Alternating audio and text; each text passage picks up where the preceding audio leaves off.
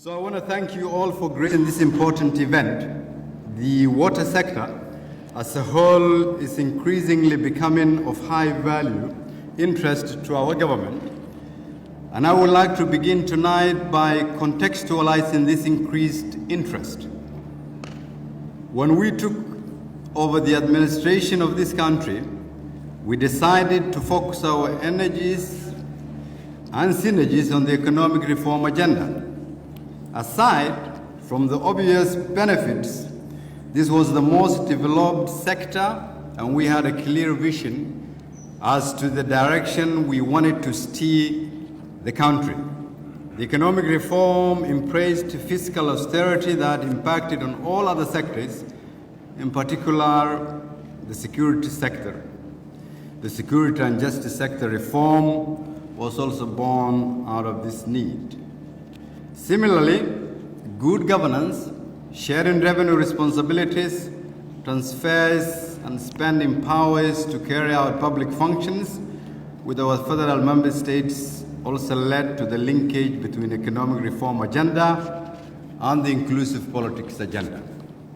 Our reform path has ultimately led us to service delivery. In order for us to sustain the benefits of our reforms, to grow our economy, to improve key sectors, and most importantly, to enhance government legitimacy, it is inevitable that we also give due attention to the reform of the social service sector. While this sector is wide and will require critical attention, whether it is in regard to education or health, I have zeroed on water as it unlocks the most potential in the immediate term. In order to fully appreciate how significant water is in Somalia's reform and resilience efforts, I present to you a brief background. First, out of Somalia's estimated population of 15 million roughly, only 24% of the population is able to access improved water sources, one of the lowest in the world. Interestingly, the estimated available water in the country is 14.7 trillion liters, while our natural withdrawal rate is estimated at 3.3 trillion liters. I'm sure the reasons are obvious to many here tonight, least of which is inadequate infrastructure and poor quality of water supply systems. But what is very clear is that water is not entirely scarce, but infrastructure, institutions, and systems are lacking.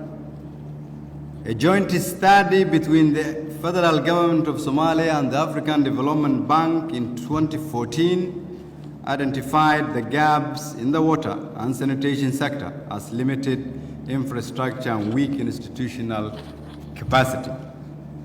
The effects of water scarcity are felt in all aspects of the society.